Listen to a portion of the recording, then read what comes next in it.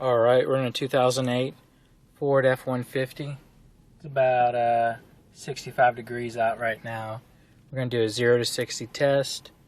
Got an Edge Evolution programmer, cold air intake, MagnaFlow,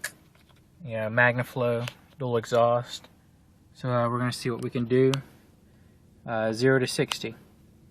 Alright, from a standstill, go to your menu. Performance test, 0 to 60, and we're off.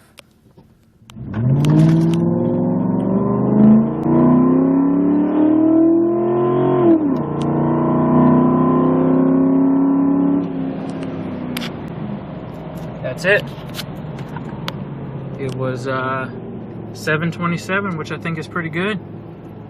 We'll be back later for more tests.